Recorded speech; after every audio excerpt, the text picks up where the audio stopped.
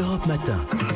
Il est 7h42. Figure libre, Patrick Cohen. La guerre aux terroristes du Sahel. Réunion hier à Paris donc des chefs d'État du Sahel et des bailleurs de fonds européens et arabes. Il s'agit de muscler le G5 Sahel. Vincent Hervouette, la force armée des pays de la région pour combattre les djihadistes. Oui, et il y a urgence parce que cette guerre tourne mal, comme un film déjà vu dans les guerres coloniales au Vietnam, en Afghanistan aussi. Ça s'appelle l'enlisement. Quand les paras-français ont débarqué au Mali il y a 5 ans, ils ont assommé les terroristes et tout le monde était content. Surtout François Hollande, accueilli avec des you-you. C'était la libération en version saharienne, mais sans le casque colonial. Alors, le plus pénible après a commencé. S'occuper des problèmes de fond.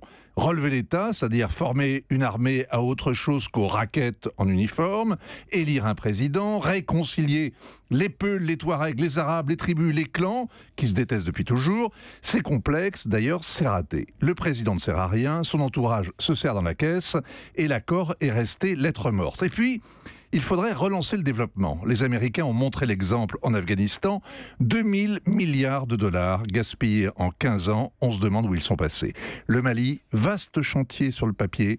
Sur le terrain, vaste foutoir. À qui la faute, Vincent ? Les Français dénoncent l'incurie du président Ibeka, l'irrédentisme des Touaregs, les manigances de l'Algérie qui laisse circuler les terroristes pourvu qu'elle ait la paix chez elle. Et puis surtout, l'habileté politique des islamistes, car ils sont revenus en douce. Ils ont essaimé, donnant du travail aux uns, les trafiquants privés de business par exemple, intimidant les autres, et puis ralliant les mécontents, à l'aise comme des scorpions dans le désert. Et donc les embuscades se sont multipliées, le nord du Mali, puis le centre, puis les pays voisins. Emmanuel Macron l'a reconnu hier, il y a désormais des attaques tous les jours. Le Mali est notre Afghanistan, on voudrait se replier. Trop tard. D'où l'idée de faire appel aux armées des pays voisins. Alors l'idéal serait de faire la guerre du haut du ciel, la guerre en offshore. Ça permettrait de rapatrier la moitié des hommes de Barkhane. On laisserait le G5 quadriller le terrain, qui est vaste comme l'Europe.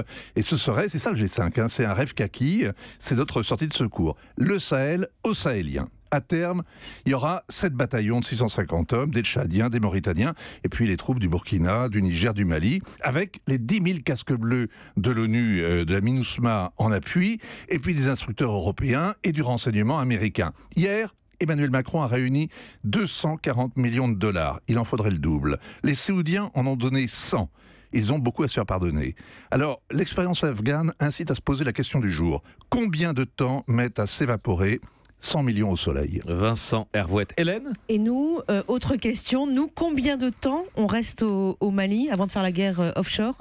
Alors, Pierre de Villiers, l'ancien SEMA, dans son livre, parle de 15 ans. Ça nous emmène donc en 2033, en sachant que chaque jour qui passe, la France dépense 1 million d'euros sur place.